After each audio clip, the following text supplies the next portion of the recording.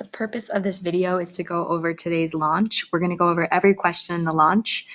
You should be copying down the work as I do it in the video. If you already have answers for these questions, then you're going to be checking and correcting your own work. This launch is going to be really similar to what we do the rest of class. So this is a good way to prepare you for our practice problems. The first question asks you to write a possible equation for a polynomial function on the graph below. How do you write an equation for a polynomial function? The first thing that I think about when I see the word equation for a polynomial function, the thing that I have to know is the zeros of the function. So make sure you're taking notes on this. The zeros of the function. And the zeros are where the graph or where the function intersects the x-axis. So the x-intercepts of the function, where the function crosses the x-axis, is going to be where the zeros are. So I can see I have 3 zeros where the function crosses the x-axis. It's always a good idea to make sure your axes are labeled, the x and the y. And those 3 zeros happen at -4, -1, and 3.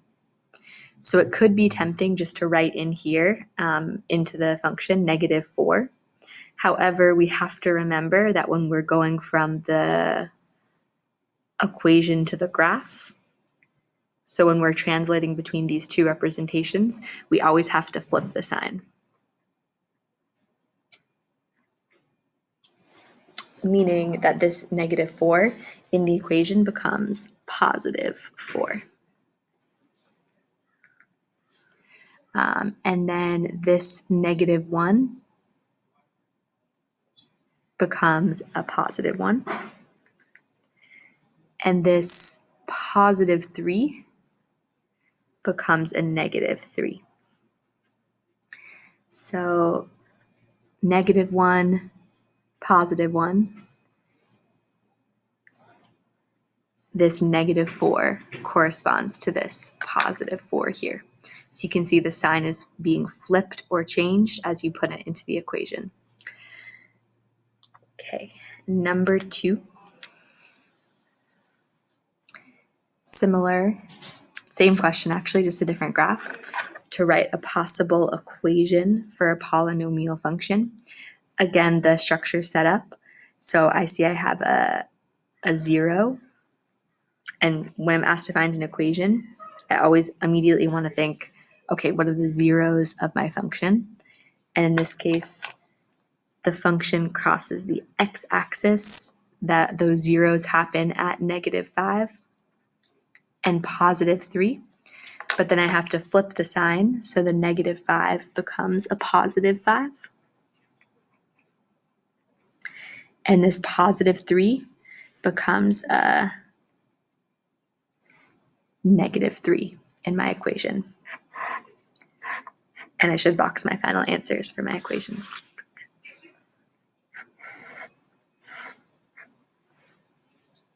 Okay, moving on to page 2 of your launch. Write a possible, we're on number 3 now. Write a possible equation for a polynomial function on the graph below. Again, the word equation is going to make me think about what are the zeros of my function. Those are going to show up in my equation.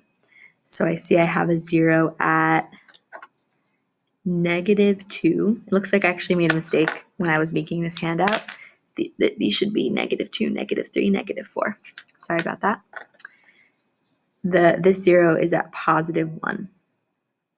Those are my only 2 zeros, because those are the only place that my function is intersecting the x-axis. So sometimes it helps to label the x-axis. It's wherever the function is touching this x-axis. It might be tempting to say this is a 0 too, but this is where the function is touching the y-axis, so this does not count as a 0. only the horizontal intercepts, so where the function touches the x-axis. Okay, so I actually made a mistake here too. There are not 3 zeros, there are only going to be 2 zeros.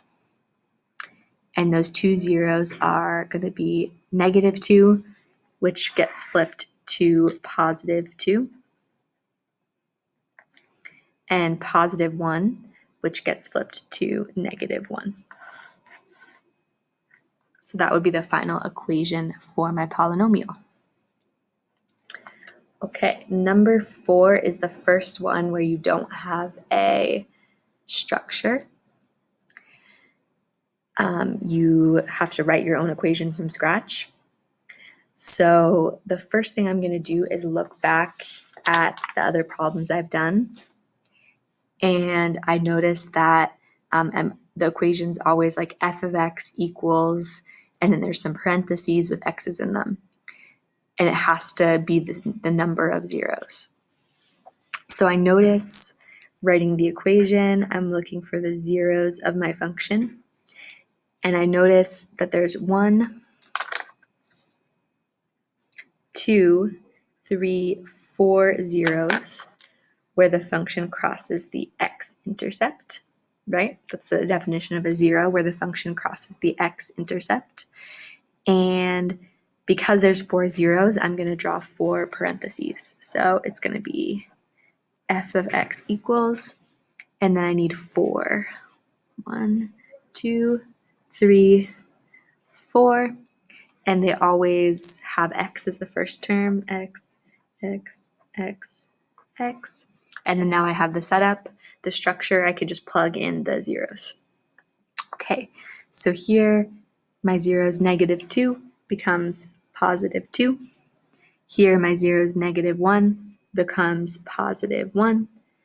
Here my zero is +1 becomes -1, and +2 becomes -2. So your final answer, the final equation for the polynomial should look like this.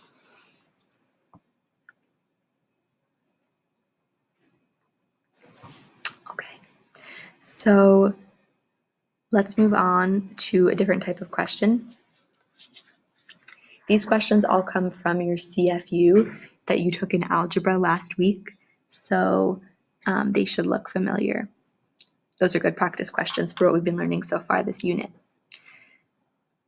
So 5 says, and the half of this is just going to be reading the question and figuring out what it's asking.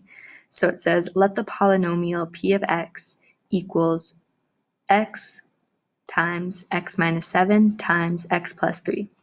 Where would the graph of p of x cross the x-axis? So where the graph crosses the x-axis, that is the definition of a zero. So basically it's asking me, what are the zeros of this function? Where does this function cross the x-axis if I were to graph it? So because I have 3 different x's in my equation, I know I'm going to have 3 different zeros. And I can tell one of my zeros is going to be this -7 is going to flip to a +7. One of my zeros, this +3, is going to switch to -3. And this x just by itself, thinking about what value would make this equal to 0, it would just be 0. So this x is equal to 0. In an equation, one way to think about the zeros of a function is what number could you plug in to make the function equal to 0. So for example, what could I plug in for x here that would make this equal to 0? It would be 7. Because 7, if I plugged in 7 for x here, I would get 7 minus 7, which would be equal to 0. So that's why my 0 is 7. Here, -3. So if I were to plug in -3 in for x, I would get -3 plus 3, which would equal 0. Okay, so it's whatever you could plug in that would make that part of the expression equivalent or equal to 0.